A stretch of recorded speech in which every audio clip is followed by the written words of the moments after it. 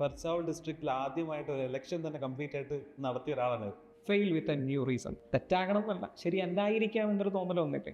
അതുകൊണ്ടാണ് എല്ലാ വർഷവും ക്വസ്റ്റ്യൻ പേപ്പർ കഴിയുമ്പോഴത്തേക്ക് ട്രോൾ മഴയാണ്. UPSC മറ്റേ ഷമ്മി നിൽക്കുന്നതല്ല. എന്താ UPSC എക്സാം പാടാണെന്ന് മനസ്സിലാക്കണമെന്നുണ്ടെങ്കിൽ മിനിമം വിവരം വേണം. അതില്ലാന്നുണ്ടെങ്കിൽ നമുക്ക് തോന്നുന്നത് ഭയങ്കര എളുപ്പമാണ്. നമ്മൾ ലബാസങ്ങളോടൊക്കെ ചെന്ന് നോക്കണം, മണ്ടത്തരങ്ങളുടെ അങ്ങേറ്റമാണ്. എക്സാം പാസ്സാവാനുള്ള നാക്ക് ഉണ്ടായാൽ മതി. നിങ്ങൾ വിചാരിക്കുന്ന കണക്ക് ഒരു ഭയങ്കര ലെവൽ മനുഷ്യന്മാരൊന്നും അല്ല എക്സാം ക്ലിയർ ചെയ്യുന്നത്. റിസ്ക്കിയാണ്, ബട്ട് ലൈക്ക് ഇറ്റ്സ് ഓക്കെ. എനിക്കും ഇത് തന്നെയാണ് തോന്നുന്നത്. ഒന്നും ചെയ്യാനില്ല, but I am wasting my precious time. നമ്മൾ അതിനു വേണ്ടിയിട്ട് നടത്തുന്ന യാത്രകളാണ് നമ്മളെ ആരെങ്കിലുമൊക്കെ ആക്കി മാറ്റുന്നത്. എന്നെ സംബന്ധിച്ചിടത്തോളം ഞാൻ UPSCയുടെ ജേർണി ഭയങ്കരമായിട്ട് എൻജോയ് ചെയ്തതാണ്. ആ ക്വസ്റ്റ്യൻ ക്രാക്ക് ചെയ്യുന്നതെന്നുള്ള ജേർണിയാണ് ഏറ്റവും ഡിഫിക്കൽട്ട് ആയിട്ടുള്ളത്. എന്നാലും പ്രിയപ്പെട്ട ജയകാന്ത, നിങ്ങൾക്ക് ഈ ഗതി വന്നല്ലോ. അപ്പൊ നമുക്ക് സ്റ്റാർട്ട് ചെയ്യാമല്ലേ? തീർച്ചയായിട്ടും. കുറെ ട്വിസ്റ്റുകൾ നിറഞ്ഞ ജീവിതം എന്നൊക്കെ വിസ്പ പറഞ്ഞ് നിർത്തിയത്. അപ്പൊ എന്താണ് ആ ട്വിസ്റ്റ് എന്നുള്ള കാര്യമൊക്കെ നമുക്ക് ചോദിച്ച് മനസ്സിലാക്കാം. ഒരുപക്ഷെ ഈ സെഷന്റെ പേര് stories from the north east എന്നതാണ് ഈ സെഷന്റെ പേര്. ആദ്യം കുറച്ച് വർഷങ്ങൾക്ക് പിറകിലേക്ക് പോയിട്ട് നമുക്ക് അവിടെ നിന്ന് സ്റ്റാർട്ട് ചെയ്യാം. ഇപ്പോൾ സാറ് മണിപ്പൂർ കാഡർ IAS ഓഫീസറാണ്. 2019 സിവിൽ സർവീസ് എക്സാമിൽ 291 റാങ്ക് കരസ്ഥമാക്കി സർവീസിൽ കയറിയ ആളാണ്. പലപ്പോഴും നിങ്ങൾക്ക് എല്ലാവർക്കും അറിയുന്ന കാര്യമാണ്, അത്രമാത്രം ഡെഡിക്കേറ്റ് ചെയ്ത് വർക്ക് ചെയ്യേണ്ട ഒരു എക്സാമാണിത്. 8 വർഷത്തോളം ഒരു ജോബിലിരിക്കെ, ഫയർഫോഴ്സ് ജോബിലിരിക്കുകയാണ് ഇദ്ദേഹം പ്രിപ്പയർ ചെയ്യുന്നത്. 5 അവസരങ്ങൾ, 5ാമത്തെ അറ്റംപ്റ്റിലാണ് സിവിൽ സർവീസ് റാങ്ക് ലിസ്റ്റിൽ എത്തുകയും ചെയ്യുന്നത്. അപ്പോൾ ആ ഒരു story, like it will be A story of confidence and that perseverance. അത്രയും ഒരു കൺസിസ്റ്റൻ്റ് ആയിട്ട് പ്രിപ്പയർ ചെയ്യുക, ആ നേരിട്ട പരാജയങ്ങൾ ഓവർകം ചെയ്യുക എന്നൊക്കെ പറയുന്നത് നിസ്സാര കാര്യമൊന്നുമല്ല. അപ്പോൾ നമുക്ക് ആ സ്റ്റോറി അദ്ദേഹത്തോട് തന്നെ ചോദിച്ച് നമുക്ക് സ്റ്റാർട്ട് ചെയ്യാം. അപ്പോൾ ഏത് പോയിന്റിലാണ് സിവിൽ സർവീസ് പ്രിപ്പയർ ചെയ്യണമെന്നുള്ള ആഗ്രഹം തുടങ്ങുന്നത്? എന്ത് ഫാക്ടേഴ്സ് ആയിരിക്കും അതിനുണ്ടായിരുന്നു? ഞാൻ ഫയർമാനായിട്ട് വർക്ക് ചെയ്യുമായിരുന്നു. അപ്പോൾ ഞാൻ PSCക്ക് വേണ്ടി പ്രിപ്പയർ ചെയ്തിട്ടില്ല. എൻ്റെ ഒരു ചേട്ടനും എൻ്റെ ഒരു ഫ്രണ്ടും കൂടി ചേർന്നിട്ടാണ് PSCക്ക് വേണ്ടിയിട്ട് ഈ ആപ്ലിക്കേഷൻ അയക്കുന്നത്. അപ്പോൾ എനിക്കിതിനകത്ത് വലിയ റോളൊന്നുമില്ല. അപ്പോൾ ഹോൾ ടിക്കറ്റ് വന്നതിൻ്റെ അന്ന് ഞാൻ പോകുന്നില്ല എന്ന് പറഞ്ഞുകൊണ്ടിരിക്കുകയാണ്. അപ്പോൾ രാവിലെ ഇവരെല്ലാവരും എന്നെ ഉന്തിത്തള്ളി വിട്ടതാണ്. അപ്പോൾ അത്യാവശ്യം ഇംഗ്ലീഷും മാത്സും ഒക്കെ ചെയ്യാം. അപ്പോൾ എൻ്റെ അടുത്ത് പറഞ്ഞു, നീ അത്യാവശ്യം ചെയ്യുവാണെങ്കിൽ വെറുതെ അനാവശ്യമായിട്ട് എഴുതി നെഗറ്റീവ് അടിക്കരുത് എന്നൊരു അഡ്വൈസ് മാത്രം എൻ്റെ കസിൻ ബ്രദർ എനിക്ക് തന്നിരുന്നു. അങ്ങനെ ഞാൻ പോയി എക്സാം എഴുതി. ഈ അഡ്വൈസ് തന്ന പുള്ളിക്ക് കിട്ടിയില്ല, എനിക്ക് കിട്ടി. അത് ഒന്നാമത്തെ ട്വിസ്റ്റ് കേട്ടോ. അപ്പോൾ എനിക്ക് ലാസ്റ്റ് റാങ്ക് ആയിരുന്നു. ഞങ്ങളുടെ ബാച്ചിലെ ഏറ്റവും അവസാനത്തെ റാങ്ക് ആയിരുന്നു എനിക്ക്. നമ്മൾ വീട്ടിലോട്ട് വരുമ്പോഴത്തേക്ക് വീട്ടിലെ അന്തരീക്ഷം ഒരു ബോംബ് ഇങ്ങനെ പൊട്ടാൻ നിൽക്കുന്നത് പോലെ ഇങ്ങനെ നിൽക്കും. അപ്പോൾ അതിൽ നിന്നൊക്കെ രക്ഷപ്പെടാനായിട്ട് ചെയ്താണ്. ഞാൻ ഒരുപാട് ജോലികൾ ചെയ്തിട്ടുണ്ടായിരുന്നു. പലയിടത്തും പോകും. Like I was an utter failure totally. ഞാൻ എന്തൊക്കെ ജോലി ചെയ്തിട്ടുണ്ടെന്ന് പറഞ്ഞാൽ, ഞാൻ 10ാം ക്ലാസ് പഠിച്ചു. 10ാം ക്ലാസ് കഴിഞ്ഞിട്ട് ബയോളജി പഠിക്കാൻ വയ്യാത്തതുകൊണ്ട് ഞാൻ കമ്പ്യൂട്ടർ സയൻസ് പഠിച്ചു. ഭയങ്കര പാട്. ഉദ്ദേശിച്ച പോലെ അത്ര എളുപ്പമല്ല. കമ്പ്യൂട്ടറിന് മുമ്പിൽ പോയിരുന്നാൽ മതി. കോഡിങ്, C++, അങ്ങനെ അത് വിട്ടു. പിന്നെ അടുത്ത ഓപ്ഷൻ എൻജിനീയറിങ് എൻട്രൻസ് ഇതൊക്കെയാണ്. ജനറൽ ട്രെൻഡ് അല്ലെങ്കിൽ നഴ്സിംഗ് ആണ്. അപ്പോൾ ഇതൊന്നും ചെയ്യാൻ വയ്യാത്തതുകൊണ്ട്, എൻട്രൻസ് എഴുതാൻ വയ്യാത്തതുകൊണ്ട് ഹോട്ടൽ മാനേജ്മെൻറ്റിന് പോയി. അത് ബാംഗ്ലൂർ. അങ്ങനെ ബാംഗ്ലൂർ എന്നിട്ട് അപ്പോൾ നമ്മൾ ഈ കാറ്ററിങ്ങിൻ്റെ പരിപാടിയൊക്കെ ഉണ്ട്. ഒരു മാസം അത്യാവശ്യം റീസണബിൾ ആയിട്ടുള്ളൊരു പോക്കറ്റ് മണി നമ്മൾ ഒപ്പിക്കുന്നുണ്ട്. അങ്ങനെ ഒരു ദിവസം കോളേജിൽ വന്നു. ഫസ്റ്റ് ഇയറിൽ നമ്മളെ അഡ്രസ്സ് ചെയ്തുകൊണ്ട് നമ്മുടെ പ്രിൻസിപ്പൾ ഒരു സ്പീച്ച് നടത്തി. നേരത്തെ ഇവിടെ BHM എന്ന് പറയുന്നൊരു കോഴ്സായിരുന്നു. നിങ്ങൾക്ക് ഹയർ സ്റ്റഡീസിനും വിദേശത്ത് പോകാനും ഒക്കെ BHM ആയിരുന്നു നല്ലത്. ഇപ്പം നിങ്ങൾക്ക് 3 വർഷം കോഴ്സാണ്. നിങ്ങൾക്ക് പഠിച്ചിറങ്ങിയ ഉടനെ ഒരു 6000-7000 രൂപ ശമ്പളത്തിൽ ജോലി കിട്ടും. എഡ്യൂക്കേഷൻ ലോണും എടുത്ത് ഇത്രയും കടമെടുത്ത് അവിടെ വന്നിരിക്കുന്ന 6000-7000 രൂപ. ഇത് പഠിക്കാതെ ഞാൻ അവിടെ പോയി കാറ്ററിങ് ചെയ്യുകയാണെങ്കിൽ എനിക്ക് ഇതിലും കൂടുതൽ ശമ്പളം കിട്ടും. അങ്ങനെ അന്ന് എനിക്ക് മനസ്സിലായി ഹോട്ടൽ മാനേജ്മെൻറ്റ് എൻ്റെ പ്രൊഫഷനല്ല. അങ്ങനെ അത് കഴിഞ്ഞു. അത് കഴിഞ്ഞിട്ടൊരു റെസ്റ്റോറൻറ്റിൽ കുറച്ച് നാൾ വെയിറ്ററായിട്ട് വർക്ക് ചെയ്തു. പിന്നെ കുറച്ച് പിള്ളേരെ പഠിപ്പിക്കാൻ പോയി. പിന്നെ അപ്പോഴത്തേക്ക് അച്ഛൻ ഗൾഫിലായിരുന്നു. പുള്ളിയുടെ ചിലവിലാണ് നിന്നുകൊണ്ടിരുന്നത്. അപ്പോൾ പുള്ളി തിരിച്ചു വരുന്നു. അപ്പോൾ 2 സിംഹങ്ങൾ ഒരു കാട്ടിൽ ശരിയാവത്തില്ല. ഒരു സിംഹം അവിടെ നിന്ന് പോയേ പറ്റും. അങ്ങനെ ബാംഗ്ലൂർ പോയി ഒരു 2 മാസം അവിടെ ജോലി അന്വേഷിച്ച് നടന്നിട്ട് അവിടുത്തെ ഒരു BPOയിൽ ജോലി കിട്ടി. 2 വർഷത്തെ ബോണ്ടൊക്കെ വെച്ചിട്ടാണ് കിട്ടിയത്. അതായത് 2 മാസം കണ്ടിന്യൂസ് ഇൻ്റർവ്യൂ അറ്റൻഡ് ചെയ്തു. കണ്ടിന്യൂസ് ആയിട്ട് എല്ലാ ദിവസവും രാവിലെ ഒരുങ്ങി കെട്ടി, ടൈയൊക്കെ കെട്ടി, ഷൂ ഒക്കെ ഇട്ട്, ഷർട്ടൊക്കെ ചെയ്ത് ഒരു കെട്ട് റെസ്യൂമെ എടുത്ത് കക്ഷത്ത് വെച്ചിട്ട് ഇറങ്ങുകയാണ്. സാറ്റർഡേ എന്നില്ല, സൺഡേ എന്നില്ല, ജോലി കിട്ടിയേ പറ്റൂ. വേറെ മാർഗ്ഗമില്ല, കയ്യിലുള്ള പൈസ എല്ലാം തീർന്നുകൊണ്ടിരിക്കുകയാണ്. അതിനു മുമ്പ് ജോലി വേണം. പോകുന്നത് കൂടുതലും കോൾ സെൻറ്ററിലാണ്. അപ്പോൾ ഫസ്റ്റ് റൗണ്ടെല്ലാം നമ്മൾ എങ്ങനെയെങ്കിലുമൊക്കെ ക്ലിയർ ചെയ്യും. ക്ലിയർ ചെയ്തിട്ട് ഏറ്റവും അവസാനത്തെ റൗണ്ടിൽ HR ഇൻ്റർവ്യൂ എന്ന് പറയുന്നൊരു പരിപാടിയുണ്ട്. ചെല്ലുമ്പോഴേക്കും മലയാളിയല്ലേ, അതെ, മദർ ടങ് ഇൻഫ്ലുവൻസ് മാറ്റിയിട്ട് ആ കോൾ സെൻറ്ററിലേക്ക് ജോലിക്ക്. Better luck next time. അതിങ്ങനെ കറങ്ങി ഒരു 2 മാസത്തിന് ശേഷം ഒരു ജോലി കിട്ടി. പിന്നെ അവിടെ സെറ്റിലാമെന്ന് വിചാരിച്ചു. പക്ഷേ നമ്മുടെ വീടിങ്ങനെ വിളിച്ചുകൊണ്ടിരിക്കുകയാണ്. അങ്ങനെ ഈ ഒരു സമയത്താണ് ഫയർഫോഴ്സിൻ്റെ എക്സാം എഴുതിയത്. അങ്ങനെ എക്സാം ക്ലിയർ ചെയ്തു കഴിഞ്ഞിട്ട് പിന്നെ അടുത്ത ഫിസിക്കൽ ടെസ്റ്റിന് വേണ്ടിയിട്ട് അടുത്ത കാത്തിരിപ്പാണ്. നമ്മുടെ PSCയുടെ കാര്യം അറിയാമല്ലോ, ഉദ്ദേശിച്ച സമയത്തൊന്നും നടത്തത്തില്ല. PSCയുടെ ടൈമിങ് വളരെ മോശമാണ്. PSC എഴുതിയിട്ടുള്ള ആളുകൾക്കറിയാം. അങ്ങനെ നാട്ടിൽ വന്നിട്ട് ഫിസിക്കൽ ടെസ്റ്റ് കഴിഞ്ഞു. അതും എങ്ങനെയോ പാസ്സായി കഴിഞ്ഞിട്ട് പിന്നെ ഒരു 7-8 മാസം എങ്ങനെയാണെന്നുണ്ടെങ്കിലും അപ്പോയിൻമെൻറ്റിന് ടൈം എടുക്കും. അത് അപ്പോയിൻമെൻറ്റ് കിട്ടുമെന്ന് വലിയ ഉറപ്പില്ല, കിട്ടിയേക്കാം. ഞാൻ പറഞ്ഞില്ലേ, ലാസ്റ്റ് റാങ്കാണ്. അങ്ങനെ HDFC ലൈഫിൽ ഇൻഷുറൻസ് ഏജൻ്റായിട്ട് ഞാൻ ജോലി കയറി. ഒരു ഇൻഷുറൻസ് പോളിസി പോലും ഞാൻ വിറ്റിട്ടില്ല. അപ്പോൾ അവിടെ നല്ല പ്രഷർ ഉണ്ടായിരുന്നു. ഞാൻ എല്ലാ ദിവസവും രാവിലെ പോയി അറ്റൻഡൻസ് വെക്കും, വീട്ടിൽ പോയി കിടന്നുറങ്ങും, തിരിച്ചു വരും, വൈകുന്നേരം വീണ്ടും അറ്റൻഡൻസ് വെക്കും, പോവും.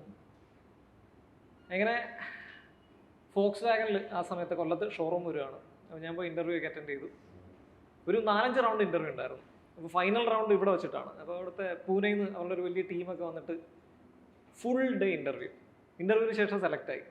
അപ്പോൾ വിചാരിച്ചു ഫോക്സ് വാഗനാണല്ലോ സ്റ്റാൻഡ്, ബെൻസ് BMW കഴിഞ്ഞ് കഴിഞ്ഞാൽ അന്നത്തെ ഏറ്റവും വലിയ ബ്രാൻഡ് ഫോക്സ് വാഗനാണ്, EVM മോട്ടോഴ്സ് ആണത്. ഇൻ്റർവ്യൂ കഴിഞ്ഞ ഉടനെ പറഞ്ഞു ഫീൽഡിലോട്ട് പോക്കോ. ഏത് ഫീൽഡ്? ഫീൽഡിൽ പോകാൻ വയ്യാത്തതുകൊണ്ടാണ് ഇവിടെ വന്നത്, അല്ലെങ്കിൽ ഞാൻ മാരുതി പോയി കയറില്ലേ. അങ്ങനെ 1-2 മാസം അവിടെ ജോലി ചെയ്തു. ഒരു കാറ് പോലും ഞാനും വിറ്റില്ല. അവിടുന്ന് അവസാനം അവിടുത്തെ സെയിൽസ് മാനേജർ എന്നെ വിളിച്ചിട്ട് ഒരു 1/2 മണിക്കൂർ നീളത്തിൽ motivational speech, word of power ഇതാണ് എന്നൊക്കെ പറഞ്ഞിട്ട്. എനിക്കൊന്നും മനസ്സിലായില്ല. ഞാനെല്ലാം കേട്ടോണ്ടിരുന്നു, തലവിളിക്കിരുന്നു. എൻ്റെ മനസ്സിൽ ഇത്രയേ ഉള്ളൂ, ശമ്പളം മേടിക്കണം ഇറങ്ങുന്നതിന് മുമ്പ്. പിന്നെ ഇൻഡസിൻ്റെ ബാങ്കിൽ, ഇൻഡസിൻ്റെ ഫിനാൻസിൽ ബാക്ക് ഓഫീസിൽ കുറച്ചാണ് വർക്ക് ചെയ്തു. അവിടെയും ഞാൻ ഒന്നും ചെയ്തില്ല. അങ്ങനെ ഫയർഫോഴ്സിൽ കയറി. അപ്പോൾ കയറുമ്പോഴത്തേക്ക് PSC എൻസൈക്ലോപീഡിയകളാണ് നമ്മുടെ ചുറ്റും ഇരിക്കുന്നത്. ഒരു ജനറൽ നോളജ് ഇങ്ങനെ തെറിപ്പിച്ചുകൊണ്ടിരിക്കുകയാണ്. അവർക്ക് അറിഞ്ഞുകൂടാത്ത കാര്യങ്ങളൊന്നുമില്ല. നമുക്കാണെങ്കിൽ ഇന്ത്യയുടെ ഉപരാഷ്ട്രപതി ആരാണെന്ന് പോലും അറിയില്ല, പ്രധാനമന്ത്രിയും പ്രസിഡന്റിനെ അറിയാം. അപ്പോൾ അതിനുശേഷം ആർക്കും അറിയില്ല, ജനറൽ നോളജിനെ കുറിച്ചുള്ള ഒരു ഐഡിയ ഇല്ല. ഇങ്ങനൊരു സ്റ്റേജിലോട്ടാണ് ചെന്ന് കയറുന്നത്. അപ്പോൾ അവിടെയാണ് ഒരു വലിയ ട്വിസ്റ്റ് നടക്കുന്നത്. അവിടുത്തെ ഒരു എക്സാം ഉണ്ട്. അപ്പോൾ ആ എക്സാം അന്ന് PSC സീനിയോറിറ്റി അല്ല ഫയർഫോഴ്സിന്. അപ്പോൾ ആ എക്സാം ഫയർഫോഴ്സിനെ ഒരു ടെക്നിക്കൽ കോഴ്സായിട്ടാണ് കരുതിയിരുന്നത്. ആ എക്സാം പാസ്സാവുന്നവർക്കാണ് ആ ബാച്ചിൻ്റെ ഏറ്റവും സീനിയോറിറ്റി. ട്വിസ്റ്റ്, നമുക്ക് ഓപ്പർച്യൂണിറ്റിയാണ്. അപ്പോൾ ഈ GKയോ ഇങ്ങനത്തുള്ള കാര്യങ്ങളോ ഒന്നുമില്ല, അവിടെ പഠിപ്പിക്കുന്ന കാര്യങ്ങൾ മാത്രമേ ഉള്ളൂ. അപ്പോൾ ഒരു ചെറിയ ടെക്സ്റ്റ് ഉണ്ട്, 200 പേജ് ടെക്സ്റ്റ്, അതിൻ്റെ 4 സബ്ജക്റ്റ്. അപ്പോൾ ഇതാണ് നമ്മൾ പഠിച്ചിട്ട് എഴുതേണ്ടത്. അവിടെയുള്ള മിക്ക ആളുകൾക്കും A to Z അതിനെക്കുറിച്ചിട്ട് അറിയാം. അപ്പോൾ അവിടെ വെച്ചിട്ട് ഒരു എക്സാം ഉണ്ട്. അപ്പോൾ അതിൻ്റെ ഓപ്പർച്യൂണിറ്റി ഞാൻ മണത്തു. അപ്പോൾ കിട്ടിയ ഓപ്പർച്യൂണിറ്റിയാണ്, ലെറ്റ്സ് ഗ്രാബ് ഇറ്റ്. ആ സമയത്താണ് നമ്മുടെ ഫാക്കൽറ്റീസ് എന്ന് പറയുന്നത്, ഈ എക്സാം തോറ്റ് കഴിഞ്ഞ് കഴിഞ്ഞാൽ അടുത്ത ബാച്ചിനൂടെ വീണ്ടും ഇരിക്കേണ്ടി വരും, വീണ്ടും ട്രെയിനിങ് ചെയ്യേണ്ടി വരും. അറ്റ്ലീസ്റ്റ് ട്രെയിനിങ് ചെയ്തില്ല എന്നുണ്ടെങ്കിൽ പോലും അടുത്ത ബാച്ചിനോടത്തിൽ എക്സാം എഴുതേണ്ടി വരും. അപ്പോൾ നിങ്ങൾ കോപ്പി വെച്ചു. നല്ല ഓപ്പർച്യൂണിറ്റി, ഞങ്ങൾ കണ്ണടച്ചേക്കാം. അങ്ങനെ എല്ലാവരും പോയി റെഡ്യൂസ് ചെയ്തുകൊണ്ടിരിക്കുകയാണ്. തൊട്ടടുത്തൊരു വലിയ സെൻറ്റർ, വേറെ ഡിമാൻഡ്, വേറെ വിൽ ബി സപ്ലൈ. അപ്പോൾ റെഡ്യൂസിങ് സെൻറ്ററൊക്കെ അടുത്ത് സ്റ്റാർട്ട് ചെയ്തു. അപ്പോൾ നമുക്കൊരു വിഷമം, എല്ലാവരും കോപ്പി വെച്ച് കഴിഞ്ഞാൽ കാര്യമില്ലല്ലോ, എഡ്ജ് പോയില്ലേ, പഠിച്ചിട്ട് കിട്ടുന്നൊരു സംഭവം ഇല്ലല്ലോ. അങ്ങനെ ഞാൻ ആലോചിച്ചു, എങ്ങനെയാണ് ഇതിനെ, ഈ ഒരു സിസ്റ്റത്തെ ബീറ്റ് ചെയ്യാൻ പറ്റുക. കുറച്ച് ഡീറ്റെയിൽ ആയിട്ട് ആലോചിച്ച് കഴിഞ്ഞപ്പോഴത്തെ ഒരു ഐഡിയ കിട്ടി. ഫോർ എക്സാമ്പിൾ, ഇപ്പോൾ നമ്മൾ കോപ്പി അടിക്കണമെന്നുണ്ടെങ്കിൽ അതിൻ്റെ ചലഞ്ച് എന്താണ്?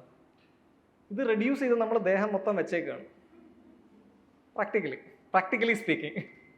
ഇപ്പോൾ ക്വസ്റ്റ്യൻ കണ്ടു കഴിഞ്ഞ് കഴിഞ്ഞാൽ നമ്മൾ ഐഡൻറ്റിഫൈ ചെയ്യണം ഈ ആൻസർ ഏത് ഭാഗത്താണ് ഇരിക്കുന്നത്. ഇത് നമ്മൾ പുറത്തെടുക്കണം. ഇപ്പോൾ അവിടെ നിൽക്കുന്ന അധ്യാപകരെ കണ്ണടയ്ക്കുമെന്ന് തന്നെ വെച്ചു, ഇത് മൊത്തം നമ്മൾ നോക്കി പകർത്തണം. എന്നിട്ട് അടുത്ത ക്വസ്റ്റ്യനും ഇതുപോലെ കണ്ടുപിടിക്കണം. നമ്മളെവിടെയാണ് ഓർത്തിരിക്കുന്നത്? അതായത് ഇവിടുന്ന് ഇവിടം വരെ നമ്മൾ കോപ്പി വെച്ചിരിക്കുകയാണ്. സപ്പോസ് ഇപ്പോൾ എവിടെയൊക്കെ ഏതൊക്കെ ക്വസ്റ്റ്യൻ ആൻസറാണ് ഇരിക്കുന്നതെന്നുണ്ടായിരുന്നുണ്ടെങ്കിൽ കോപ്പി വെക്കേണ്ട ആവശ്യമില്ലായിരുന്നല്ലോ, പഠിച്ചെഴുതിയാൽ പോരായിരുന്നോ? അപ്പോൾ അതില്ല. അപ്പോൾ അത് ഓരോന്നെടുത്ത് ട്രയൽ ആൻഡ് എറർ നോക്കാനേ പറ്റുള്ളൂ. പിന്നെ ഇതിന് ഭയങ്കരമായിട്ടുള്ള എഫേർട്ട് വേണം. നോക്കണം, വായിക്കണം, എഴുതണം.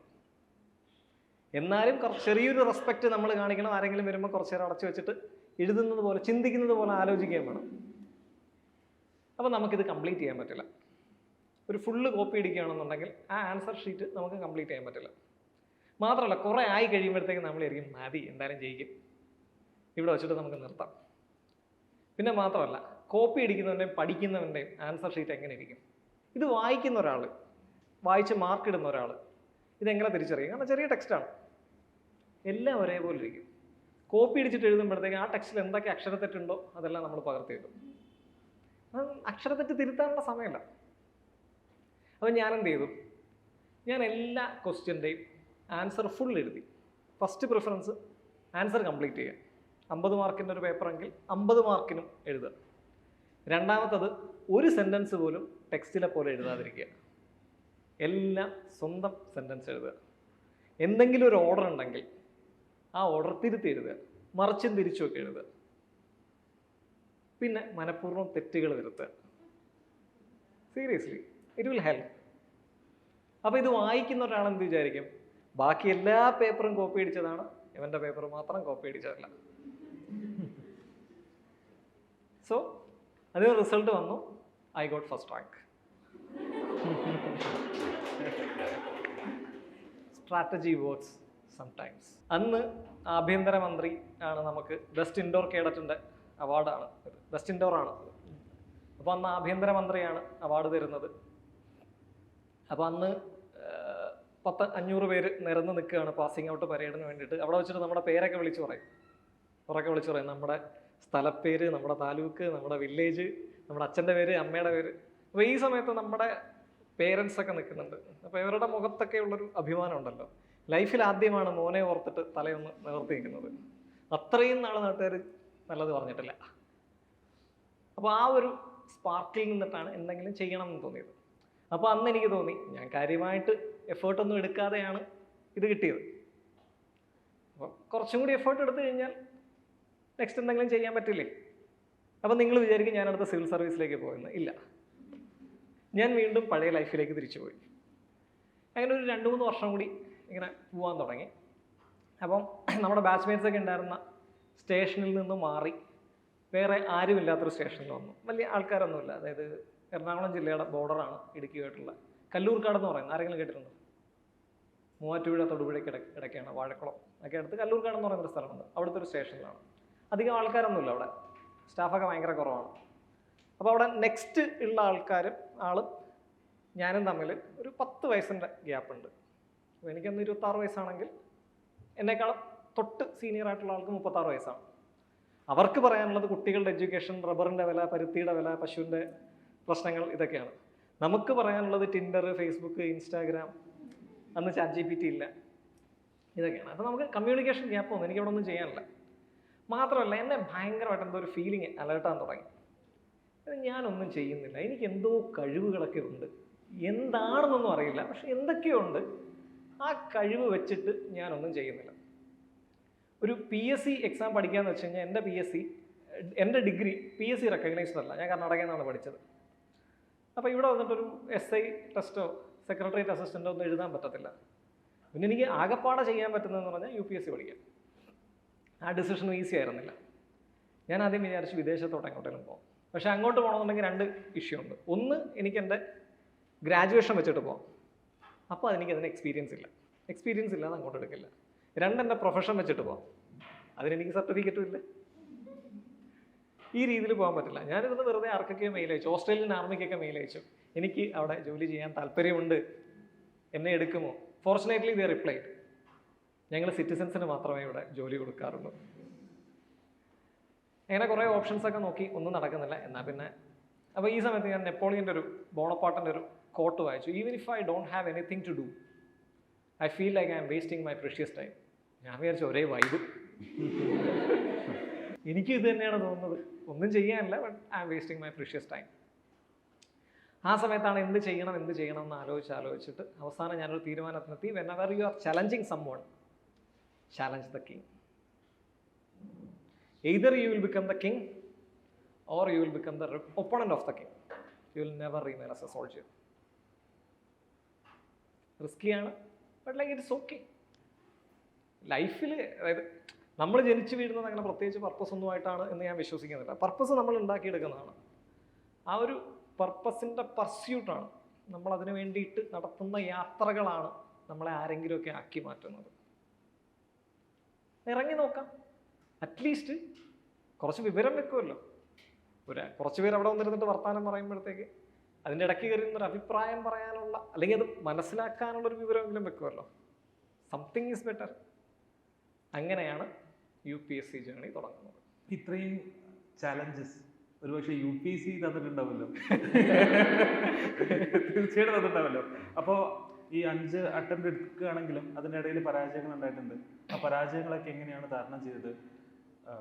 ഒന്ന് അല്ലെങ്കിൽ ആ ഒരു പെർസിസ്റ്റൻ്റ് ആയിട്ട് അത് പഠിക്കണം അല്ലെങ്കിൽ ഇത് കയറണം എന്നുള്ളൊരു ഇതെങ്ങനെയാണ് ഉണ്ടാക്കിയത്? അല്ല, അതാണ് ഞാൻ ഇവിടെ പറഞ്ഞത്.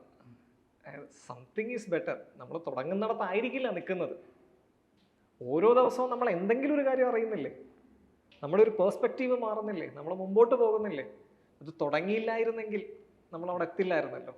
എന്നെ സംബന്ധിച്ചിടത്തോളം ഞാൻ UPSCയുടെ ജേണി ഭയങ്കരമായിട്ട് എൻജോയ് ചെയ്തതാണ്. ഞാൻ വളരെ ഹാപ്പി ആയിട്ട് ചെയ്തതാണ്. ടു ബി വെരി ഫ്രാങ്ക്, സർവീസിന് ഇത്രയും സുഖമില്ല. നിങ്ങൾ ഇത്രയും എക്സ്പീരിയൻസ് ചെയ്യുന്ന ഈ എക്സ്പ്ലോർ ചെയ്യുന്ന ഈ ഒരു ഫീലിംഗ് നിങ്ങൾക്ക് സർവീസ് കിട്ടിക്കഴിഞ്ഞാൽ കിട്ടില്ല. അത് നിങ്ങൾ ഇതിനു വേണ്ടി ഇറങ്ങിയില്ലായിരുന്നെങ്കിൽ നിങ്ങൾക്ക് കിട്ടുമായിരുന്നു അല്ലേ? നിങ്ങളുടെ പേഴ്സ്പെക്റ്റീവ് ഒരുപാട് മാറിയില്ലേ? നിങ്ങൾ പണ്ട് ശരി എന്ന് വിചാരിച്ചുകൊണ്ടിരുന്ന പല കാര്യങ്ങളും ശരിയല്ലായിരിക്കാം, തെറ്റാകണം എന്നല്ല, ശരിയല്ലായിരിക്കാം എന്നൊരു തോന്നൽ വന്നില്ലേ? അപ്പോൾ നമ്മൾ സന്തോഷ് ജോർജ് കുളങ്ങര പറയുന്ന കണക്ക് ഒരു പൊട്ടക്കിണറ്റിനകത്ത് കിടന്നിട്ട് നമ്മൾ കാണുന്ന ലോകവും അതിന് പുറത്തോട്ട് വന്നിട്ട് നമ്മൾ കാണുന്ന ലോകവും ഭയങ്കര ഡിഫറൻ്റ് ആണ്.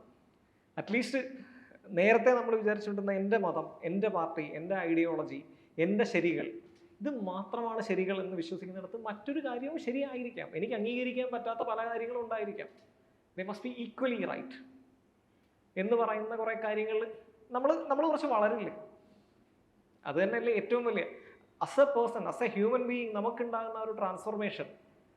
That is അൺപാരലഡ്. നിങ്ങൾ ഈ ഒരു ജേണിക്ക് ഇറങ്ങിയില്ലായിരുന്നുവെങ്കിൽ നിങ്ങൾ എല്ലാവരും കിട്ടും എന്നൊന്നും ഞാൻ പറയുന്നില്ല. കുറച്ച് പേര് ക്ലിയർ ചെയ്യും, കുറച്ച് പേര് ക്ലിയർ ചെയ്യില്ല. അപ്പോൾ ക്ലിയർ ചെയ്യുന്നവരും മിടുക്കരാണെന്നോ ക്ലിയർ ചെയ്യാത്തവരും മിടുക്കരല്ലെന്നോ അല്ല എൻ്റെ അർത്ഥം. നമ്മൾ ഫെയിൽ ആകുന്നത് എന്തുകൊണ്ടാണ്? നമ്മൾ വിചാരിക്കും നമ്മൾ ഭയങ്കര കിടിലമാണ്, നമുക്ക് ഈ കാര്യങ്ങളെല്ലാം പുല്ലുപോലെ പറ്റും, നമ്മളിത് ടെസ്റ്റ് ചെയ്ത് നോക്കുന്നിടം വരെ. ഒരു എക്സാമ്പിൾ പറഞ്ഞുതരാം. നമ്മളൊരു പാട്ട് കേൾക്കുകയാണ്, നമ്മൾ സ്ഥിരമായിട്ട് കേട്ടുകൊണ്ടിരിക്കുന്ന ഒരു പാട്ടാണ്, നമ്മൾ അതിനൊപ്പം പാടി നോക്കുന്നുണ്ട്. അപ്പോൾ നമ്മളെ മനസ്സ് പറയും ഇത് നമുക്കറിയാം, ഇത് നമുക്ക് പാടാൻ പറ്റും. ആ പാട്ടൊന്ന് നിർത്തിയിട്ട് നമ്മുടെ തനിയെ പാടാൻ പറഞ്ഞാൽ നമ്മളെ കൊണ്ടത് പാടാൻ പറ്റില്ല. കാരണം നമ്മുടെ ബ്രെയിൻ ഒരു ഫംഗ്ഷൻ ഉണ്ട്. നമ്മുടെ ബ്രെയിന് ലിമിറ്റഡ് സ്റ്റോറേജ് കപ്പാസിറ്റി ഉള്ളൂ. ഒരു ദിവസം 10,000 മേളിൽ ഡിസിഷൻസ് നമ്മുടെ ബ്രെയിൻ എടുക്കുന്നതാണ്. ഈ ഇത് ഇറങ്ങണോ, തിരിയണോ, എങ്ങോട്ട് നടക്കണം, എന്ത് സ്റ്റെപ്പ് വെക്കണം, ഒരു വെള്ളം എടുക്കണോ, എങ്ങോട്ട് പോകണം, ചെറുതും വലുതും ഒക്കെ ആയിട്ട് 10,000 മേളിൽ ഡിസിഷൻസ് എടുക്കുന്നതാണ്. അപ്പോൾ അതിന് അത്രത്തോളം ഫാക്റ്റുകൾ നമ്മുടെ കയ്യിൽ വേണം. അപ്പോൾ എല്ലാ കാര്യങ്ങളും നമുക്ക് ഓർത്തു വെക്കാൻ പറ്റില്ല, പക്ഷെ നമുക്ക് എല്ലാ കാര്യങ്ങളും ഓർക്കാനുള്ള ടെൻഡൻസി ഉണ്ട് പ്രാക്ടിക്കലി. ഇതാണ് സിറ്റുവേഷൻ. അപ്പോൾ നമ്മുടെ ബ്രെയിൻ എന്ത് ചെയ്യും? നമ്മുടെ ബ്രെയിൻ നമ്മളെ പറ്റിക്കാൻ തുടങ്ങും. കുറേ എല്ലാ കാര്യങ്ങളും നീ ഇത്രയും കീനായിട്ട് ഒബ്സർവ് ചെയ്യണ്ട, അത് നിനക്കറിയാം, പോട്ടെ, ഇതൊക്കെ നമുക്കറിയാം എന്ന് പറഞ്ഞിട്ട് നമ്മളിങ്ങനെ മുമ്പോട്ട് പോകാൻ തുടങ്ങും. പക്ഷേ ഈ കാര്യങ്ങൾ പലതും നമുക്കറിയാവുന്നതായിരിക്കില്ല, നമ്മൾ ഇഗ്നോർ ചെയ്യുന്നതാണ്. പല കാര്യങ്ങളും കൊണ്ട് നമുക്ക് ആവശ്യമൊന്നുമില്ല. അപ്പോൾ ഇങ്ങനെ ഈ ഒരു ഫാക്റ്റ്, ഇതുകൊണ്ടാണ് പല കാര്യങ്ങളും നമുക്ക് അറിഞ്ഞുകൂടാത്തത്. നമുക്കിത് ശരിക്കും അറിയണമെന്നുണ്ടെങ്കിൽ നമ്മൾ ടെസ്റ്റ് ചെയ്ത് നോക്കണം. നമ്മൾ വിചാരിക്കുന്നു നീന്തൽ നമുക്ക് അറിയാം, കൈ ഇങ്ങനെ ആക്കിയാൽ മതി, കാലിട്ടടിച്ചാൽ മതി എന്ന് നമ്മൾ തിയറി പഠിക്കുകയാണെന്നുണ്ടെങ്കിൽ നമ്മൾ വിചാരിക്കും ഇങ്ങനെയാണ് നീന്തുന്നത്. ഇല്ലയെന്നുണ്ടെങ്കിൽ ഡ്രൈവിങ് പഠിക്കുന്നത്, ഗിയർ എവിടെയാണെന്ന് നമുക്കറിയാം, ക്ലച്ചും ബ്രേക്കും ആക്സിലേറ്ററും സ്റ്റിയറിങ്ങും എല്ലാം നമുക്കറിയാം. ഇത് വെച്ച് നമ്മൾ ഓടിക്കാൻ പറ്റും, നമ്മൾ ഈ തിയറി പഠിച്ചിട്ടുണ്ടെങ്കിൽ പറ്റും. തിയറി ഇതിൻ്റെ ബേസാണ്, വേണ്ടെന്നല്ല. പക്ഷേ നമ്മളിതൊന്ന് ചെയ്ത് നോക്കാതെ നമുക്ക് എത്രത്തോളം ചെയ്യാൻ പറ്റും എന്നറിയത്തില്ല. കുറച്ച് കാര്യങ്ങൾ നമുക്കറിയായിരിക്കും. ഇങ്ങനെയാണ് പൊതുവേ നമുക്ക് സംഭവിക്കുന്നത്. ഇപ്പം നിങ്ങൾ പ്രിലിംസിൻ്റെ ക്വസ്റ്റ്യനോ അല്ലെങ്കിൽ മെയിൻസിൻ്റെ ക്വസ്റ്റ്യനോ ഒക്കെ കാണുമ്പോഴത്തേക്ക് നിങ്ങൾക്ക് തോന്നും എനിക്കറിയാം, എവിടെയൊക്കെയോ എനിക്ക് ഓർമ്മയുണ്ട് തോന്നില്ലേ? എവിടെയൊക്കെയോ എനിക്കറിയാം, പക്ഷെ ചെറിയ എന്തോ ഒരു മിസ്റ്റേക്ക് കൂടിയുള്ളൂ, ഒരു സ്റ്റെപ്പും കൂടി പോയി കഴിഞ്ഞ് കഴിഞ്ഞാൽ അത് എൻ്റെ കയ്യിൽ കിട്ടും. വെറും തോന്നലാണ്, സീരിയസ്ലി വെറും തോന്നലാണ്. ഒന്നും അറിയത്തില്ല എന്നുള്ള സ്റ്റേജിൽ നിന്ന് അല്ലെങ്കിൽ കുറച്ചറിയാം എന്നുള്ള സ്റ്റേജിൽ നിന്ന് ആ ക്വസ്റ്റ്യൻ ക്രാക്ക് ചെയ്യുന്നിടം വരെയുള്ള ജേണിയാണ് ഏറ്റവും ഡിഫിക്കൽട്ട് ആയിട്ടുള്ളത്. നിങ്ങളുടെ ബിഗിനിങ് അല്ല. ബിഗിനിങ് എല്ലാവർക്കും കിട്ടും. ആ ബിഗിനിങ്ങിന് ശേഷം രണ്ടാമത്തെ സ്റ്റെപ്പ് എടുത്ത് വെക്കുന്നുണ്ടല്ലോ, ഒരു കോൺസെപ്റ്റ് നിങ്ങൾ എക്സാമിന് വേണ്ടുന്ന രീതിയിൽ നിങ്ങൾ മനസ്സിലാക്കിയെടുക്കുന്നതാണ് ഏറ്റവും ബുദ്ധിമുട്ടുള്ള സംഭവം. നമ്മുടെ മനസ്സ് നമ്മുടെ അടുത്ത് ഇങ്ങനെ പറഞ്ഞുകൊണ്ടേയിരിക്കും, പഠിക്കേണ്ട പഠിക്കേണ്ട, നിനക്കറിയാം, ഇതെല്ലാം നിൻ്റെ ഉള്ളിലുള്ളതാ, ക്വസ്റ്റ്യൻ വരുമ്പോൾ നീ അങ്ങ് ശരിയാക്കിക്കോളും, തകർത്തോളും എന്നൊക്കെ നമ്മുടെ മനസ്സ് പറയും. Don't believe in that. You have to test it. Test ചെയ്തതിന് ശേഷം നിങ്ങളത് റെഡിയാക്കിയിട്ടുണ്ടെന്നുണ്ടെങ്കിൽ മേ ബി യു ക്യാൻ. അതിപ്പോൾ ഒരു കാര്യത്തിലൊന്നല്ല, ഏത് കാര്യത്തിലാണോ നിങ്ങൾ ടെസ്റ്റ് ചെയ്യപ്പെടുന്നത് അവിടെയെല്ലാം നിങ്ങളത് പരീക്ഷിച്ചെന്ന് നോക്കണം. എന്നാൽ UPSCക്ക് അത് ഭയങ്കര ഇമ്പോർട്ടൻ്റ് ആണ്. UPSC ക്വസ്റ്റ്യൻ മേക്കറിന് അറിയാം എങ്ങനെയാണ് നമ്മളെ പറ്റിക്കേണ്ടത്. അത് ക്വസ്റ്റ്യൻ പേപ്പർ വരുമ്പോൾ മനസ്സിലാവും. അതുകൊണ്ടാണ് എല്ലാ വർഷവും ക്വസ്റ്റ്യൻ പേപ്പർ കഴിയുമ്പോഴത്തേക്ക് ട്രോൾ മഴയാണ്. UPSC മറ്റേ ഷമ്മി നിൽക്കുന്ന പോലെ, എന്താ എന്നെക്കുറിച്ചാണോ എന്നൊക്കെ ക്വസ്റ്റ്യൻ പേപ്പർ ഇടുന്ന പോലത്തുള്ള ട്രോൾ മഴ എവറി ഇയർ ഇറ്റ് ഹാപ്പൻസ്. അപ്പോൾ അതുകൊണ്ട് ഈ ഒരു ആസ്പെക്റ്റ് ഭയങ്കര ഇമ്പോർട്ടൻ്റ് ആണ്. നമുക്ക് എന്തറിയാം, നമുക്ക് എന്തറിയത്തില്ല, നമുക്ക് എന്ത് പറ്റില്ല. എല്ലാവരും പല ബാക്ക്ഗ്രൗണ്ടിൽ നിന്ന് വന്നതാണ്. എല്ലാവർക്കും ഒരേപോലെ കാര്യങ്ങൾ പറ്റില്ല. ട്രാക്ക് മാറി ഓടി ഇന്ന് വരെ ആരും വിജയിച്ചിട്ടില്ല. അയലത്ത് നമ്മുടെ അടുത്തുകൂടി ഓടുന്ന ഒരാളുടെ ട്രാക്കിൽ കയറി ഓടിയിട്ട് ഇന്ന് വരെ ഒരാൾ വിജയിച്ചിട്ടില്ല. നമ്മൾ നമ്മുടെ ട്രാക്കിലൂടെ ഓടിയേ പറ്റൂ. സോ നിങ്ങളെ ഇവാലുവേറ്റ് ചെയ്യണം. നമ്മളെ കൊണ്ട് എന്ത് പറ്റും, ആത്മാർത്ഥമായിട്ട്. You be brutally honest. നിങ്ങളെ കൊണ്ട് ഇംഗ്ലീഷ് വായിക്കാൻ അറിയില്ല എന്നുണ്ടെങ്കിൽ ആക്സെപ്റ്റ് ഇറ്റ്. നിങ്ങളെ കൊണ്ട് മാത്സിൻ്റെ ഒരു പ്രോബ്ലം ചെയ്യാൻ പറ്റത്തില്ല എന്നുണ്ടെങ്കിൽ ആക്സെപ്റ്റ് ഇറ്റ്. നിങ്ങളുടെ വായിച്ചിട്ട് ഒരു കാര്യം നിങ്ങളുടെ മെമ്മറിയിൽ നിൽക്കുന്നില്ല എന്നുണ്ടെങ്കിൽ you have to accept it. അവിടുന്നാണ് ഈ പ്രോസസ്സിൻ്റെ തുടക്കം. ആ സ്റ്റെപ്പ് നിങ്ങൾ മിസ് ചെയ്താൽ, ഇതെല്ലാം എൻ്റെ കയ്യിലുണ്ട് എന്ന് വിചാരിച്ചു കഴിഞ്ഞാൽ either you have to be extremely talented or you have to be super lucky. Otherwise you are not going to crack this exam. That's a reality. You have to accept it. Mark കിട്ടുന്നത് എല്ലാവരും അവരുടെ ഒരു uniqueness വരും. ആ uniqueness വരുമ്പോഴത്തേക്കും ഒരാളെയും copy ചെയ്തിട്ട് ആ യുണീക്നെസ് കിട്ടത്തില്ല. കോപ്പി ചെയ്ത് കഴിഞ്ഞാൽ you will become like imitated copy. എത്രത്തോളം നിങ്ങൾക്ക് ഒരാളെ ഇമിറ്റേറ്റ് ചെയ്യാൻ പറ്റും? ഇപ്പം ഞാൻ പറയുന്നു, നിങ്ങൾ വിചാരിക്കുകയാണ് എന്നെ പോലെ എൻ്റെ സ്ട്രാറ്റജി നിങ്ങൾക്ക് ഫോളോ ചെയ്യാമെന്ന് വിചാരിക്കുന്നു. എത്രമാത്രം കാര്യങ്ങൾ ഞാൻ പറയും? വളരെ കുറച്ച്. അല്ലെങ്കിൽ നിങ്ങളുടെ കയ്യിൽ നിന്ന് കയ്യടി കിട്ടാൻ പറ്റുന്ന കാര്യങ്ങൾ മാത്രമേ ഞാൻ പറയുള്ളൂ, ബാക്കിയുള്ളതേ മുക്കും. അല്ലെങ്കിൽ ഇറ്റ്സ് ബോറിങ്. ഇൻട്രസ്റ്റിംഗ് ആയിട്ടുള്ള മോട്ടിവേറ്റിംഗ് ആയിട്ടുള്ള ഫാക്ടേഴ്സ് ഭയങ്കര കുറവാണ്. ബാക്കി നമ്മൾ ഡീൽ ചെയ്യേണ്ടത് ഈ boring തിങ്സിനെയാണ്. There comes discipline. If you are disciplined, 50% of work is done. പിന്നെ ഒരു may be 40% you can say strategy. സ്ട്രാറ്റജിയുടെ ഏറ്റവും പ്രധാനപ്പെട്ട കാര്യം നിങ്ങൾ കണ്ടിന്യൂസ് ആയിട്ട് റിവ്യൂ ചെയ്തുകൊണ്ടിരിക്കണം. ഇന്ന് നിങ്ങൾ ഉപയോഗിക്കുന്ന സ്ട്രാറ്റജി നാളെ ചിലപ്പോൾ വർക്കാകണം എന്നില്ല. അതുകൊണ്ട് കോൺസ്റ്റൻ്റ് ആയിട്ട് അപ്ഡേറ്റ് ചെയ്തുകൊണ്ടിരിക്കണം. അപ്പോൾ ഇത് അപ്ഡേറ്റ് ചെയ്യുന്നതിൻ്റെ ഇടയ്ക്ക് നിങ്ങൾ സ്ട്രാറ്റജി എടുത്ത് കളഞ്ഞിട്ട് മറ്റൊരു സ്ട്രാറ്റജി ആക്കാനും പാടില്ല. നിങ്ങളൊരു പ്രിപ്പറേഷൻ്റെ സ്റ്റേജിലോട്ട് നിങ്ങൾ എൻ്റർ ചെയ്യണം. എൻ്റർ ചെയ്യുന്ന സമയത്ത് നിങ്ങൾക്കൊരു സ്ട്രാറ്റജി ഉണ്ട്. No matter what, stick on it. It is better to have a strategy, even a faulty strategy, than having none. Have a strategy, faulty ആയിക്കോട്ടെ.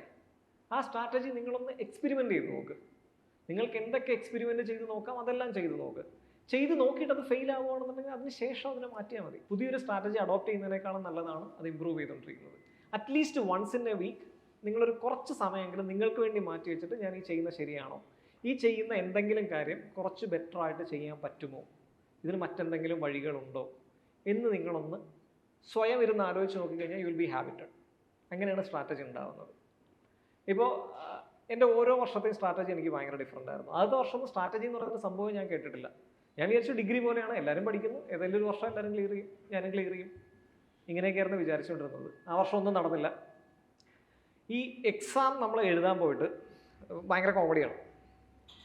ഞാൻ എക്സാം എഴുതാൻ പോയി, കുറച്ച് മാസമേ പഠിച്ചിട്ടുള്ളൂ, ഒരു 6-7 മാസമേ പഠിച്ചിട്ടുള്ളൂ.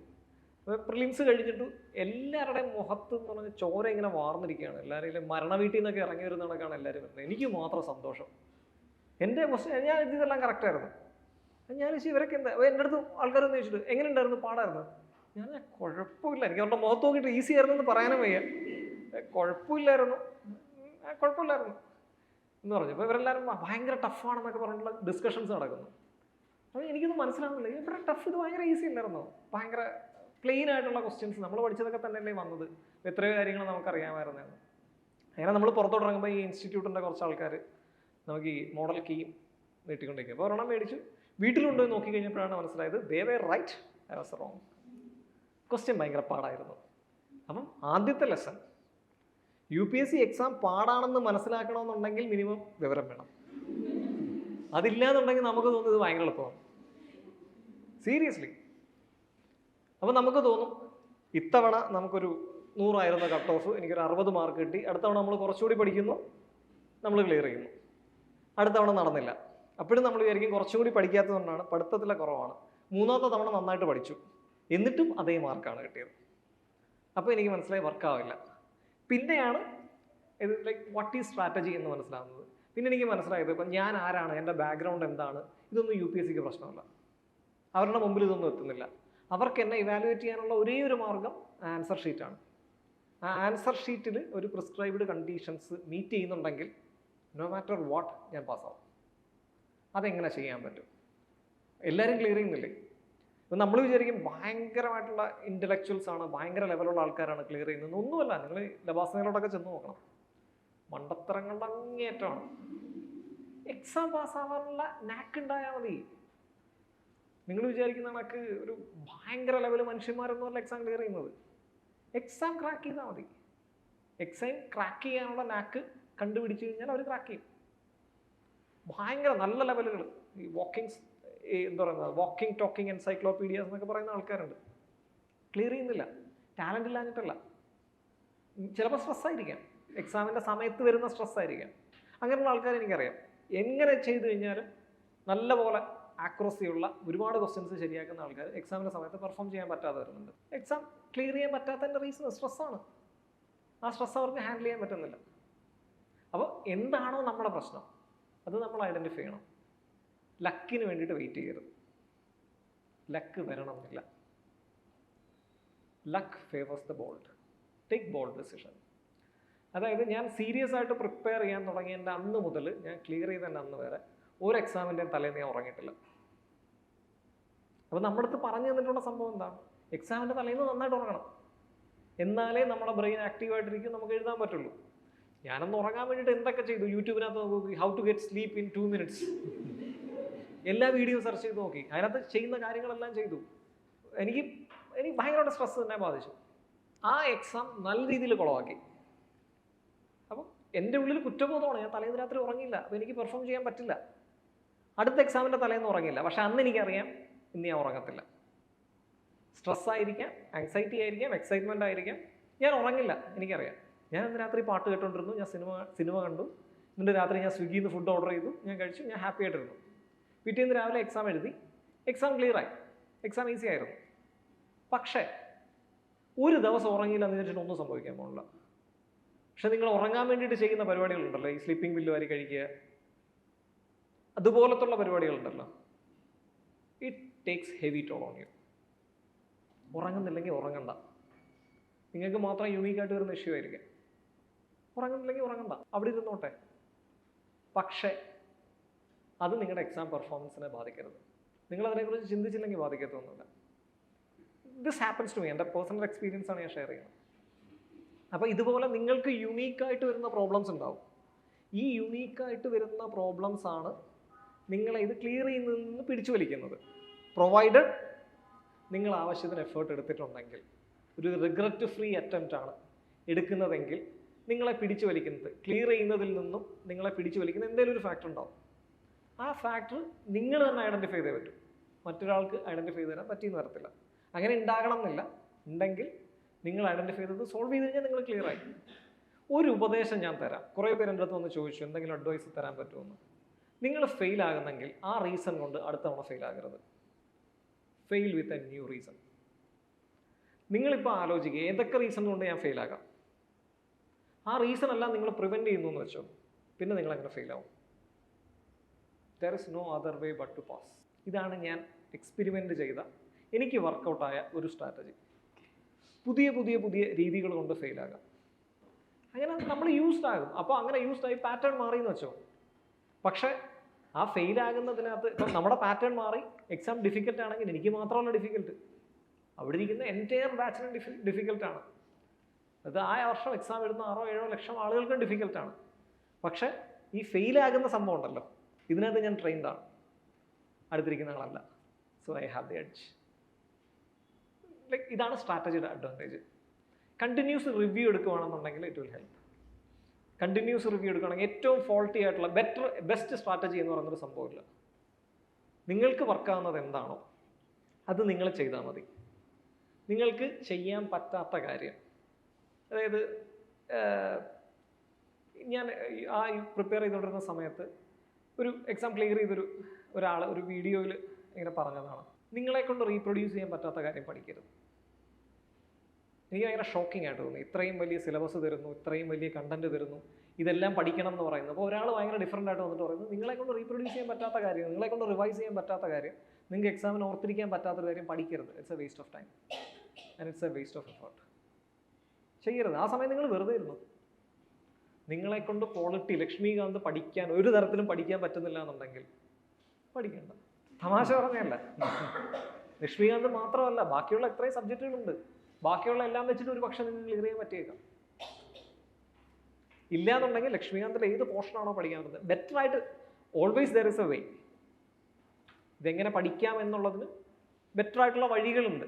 നിങ്ങൾക്കത് ഇപ്പം ഞാനീ പറഞ്ഞു ബയോളജിയിൽ നിന്ന് ഓടി രക്ഷപ്പെടാനാണ് വേണ്ടിയിട്ടാണ് ഞാൻ +2 കമ്പ്യൂട്ടർ സയൻസ് എടുത്തതെന്ന് പറഞ്ഞു. ഈ സബ്ജക്റ്റുകളെല്ലാം ഞാൻ പഠിക്കേണ്ടി വന്നു. ഒരിക്കൽ ഞാൻ വരുത്തിയ മിസ്റ്റേക്ക്, ചില സബ്ജക്റ്റുകളുടെ എനിക്ക് ഇഷ്ടക്കൂടുതലുണ്ടായിരുന്നു, ഹിസ്റ്ററി, പൊളിറ്റി. ചില സബ്ജക്റ്റുകളുടെ ഇഷ്ടക്കുറവുണ്ടായിരുന്നു, ജോഗ്രഫി, എക്കണോമി. നിങ്ങൾക്ക് എല്ലാവർക്കും ഏകദേശം ഇങ്ങനെയൊക്കെ ആയിരിക്കുമെന്ന് എനിക്ക് മനസ്സിലായി. അപ്പോൾ അന്ന് ഹിസ്റ്ററിക്ക് എനിക്ക് അത്യാവശ്യം നല്ലപോലെ കാര്യങ്ങൾ അറിയാം. ഇപ്പോൾ ക്ലാസ്സിൽ സാറൊക്കെ വന്നിട്ട് പഠിക്കുന്ന സമയത്ത് നമ്മൾ 1-on-1 കോൺവെർസേഷനിലൊക്കെ എൻഗേജ് ചെയ്യാറുണ്ടായിരുന്നു. എന്താണ് സ്വാതന്ത്ര്യ സമര സേനാനിയുടെ പേര്? സാറ് ഞാൻ അങ്ങനെ ഒരു പേര് പറഞ്ഞിട്ടില്ലെങ്കിൽ ഒരു ബുക്കിലും അങ്ങനെ ഒരു പേര് അയാൾക്കില്ല, ഹീസ് ആൻ അനോണിമസ് പേഴ്സൺ എന്നൊക്കെ പറഞ്ഞിട്ട് നമ്മൾ മാത്രം മനസ്സിലാകുന്ന രീതിയിൽ പറയണം. ബാക്കിയുള്ളവരൊക്കെ ചോദിക്കും ഹിസ്റ്ററിയാണോ ഓപ്ഷണൽ? അല്ല, സോഷ്യോളജി. അപ്പോൾ ഈ ലെവലിൽ കാര്യങ്ങൾ അറിയാമായിരുന്നു. പക്ഷെ ആ പ്രിലിംസിന് ഏറ്റവും കൂടുതൽ മാർക്ക് എനിക്ക് പോയത് ഹിസ്റ്ററിയിൽ നിന്ന്. നമുക്കൊരു അഹങ്കാരം വരും, നമുക്ക് ഏറ്റവും നന്നായിട്ട് അറിയാവുന്ന സബ്ജക്റ്റിനകത്ത് നിന്നുള്ള എല്ലാ ക്വസ്റ്റ്യൻസും നമുക്ക് ക്രാക്ക് ചെയ്യാൻ പറ്റും. അതേസമയം നമുക്ക് അറിഞ്ഞുകൂടാത്ത സബ്ജക്റ്റുകളിൽ നമ്മൾ ഭയങ്കര ഹമ്പിളായിരിക്കും. നമുക്കറിയില്ല, we will be very cautious. അതിനകത്ത് നിന്നായിരിക്കും നമുക്ക് ഏറ്റവും കൂടുതൽ മാർക്ക് കിട്ടുക. അതുകൊണ്ട് ഒരു പോയിന്റിൽ ഞാൻ ചെയ്ത പരിപാടി ഹിസ്റ്ററിയും പൊളിറ്റിയൊക്കെ പഠിക്കുന്നത് ഞാൻ നിർത്തി. ഇതിനകത്ത് നമ്മൾ PhD എടുക്കാൻ വേണ്ടിയിട്ടോ സബ്ജക്റ്റ് സ്പെഷ്യലൈസേഷൻ കിട്ടാൻ വേണ്ടിയിട്ടോ ഒന്നുമല്ല നമ്മൾ എക്സാം ഇത് പ്രിപ്പയർ ചെയ്യുന്നത്. ഒരു കാര്യം ഞാൻ പറഞ്ഞുതരാം, നിങ്ങൾ ഏത് സർവീസിൽ കയറി കഴിഞ്ഞാലും നിങ്ങൾ ഈ പഠിക്കുന്ന സബ്ജക്റ്റുകൾ കൊണ്ട് പ്രത്യേകിച്ച് ഗുണമൊന്നുമില്ല. നിങ്ങൾ ഹിസ്റ്ററി പഠിക്കുന്നു, ഇൻ്റർനാഷണൽ റിലേഷൻ പഠിക്കുന്നു, നിങ്ങൾ കറണ്ട് അഫെയർ വായിക്കുന്നു, നിങ്ങളുടെ ജോബിൻ്റെ പ്രൊഫൈലുമായിട്ട് ഇതിന് മിക്കപ്പോഴും റിലേഷൻസ് ഒന്നും കാണത്തില്ല. ചിലപ്പോൾ നിങ്ങൾക്ക് തോന്നും എനിക്ക് ആ കാര്യങ്ങളെല്ലാം അറിയാം, ഇതെല്ലാം ഞാൻ ഇതിനകത്ത് കൊണ്ടുവരണമെന്ന്. ചിലപ്പോൾ അത് കുളമായി പോവുകയും ചെയ്യും. അതുകൊണ്ട് എക്സാമിന് വേണ്ടി പഠിക്കുക. എക്സാം കഴിച്ചു കഴിഞ്ഞ് കഴിഞ്ഞാൽ there are trainings. ഓരോ സർവീസിനും നിങ്ങൾക്ക് ട്രെയിനിങ് കിട്ടും. ഓരോ സ്ഥലത്തും നിങ്ങളെ അറ്റാച്ച് ചെയ്യും. ട്രെയിനിങ്ങിനകത്തൊന്നും കാര്യമായിട്ടൊന്നും പഠിക്കത്തില്ല. അത് പൊതുവേ ചില്ല് പീരീഡാണ്. അത് പോയി നിങ്ങൾ മാരീഡ് അല്ല എന്നുണ്ടെങ്കിൽ നിങ്ങൾക്ക് ഒരാളെ കണ്ടുപിടിക്കാം.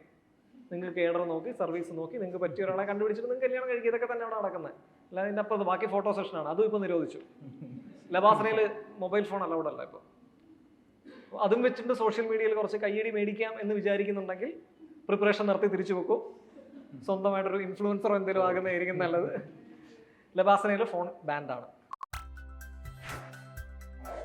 Lead IAS, crafted by the toppers.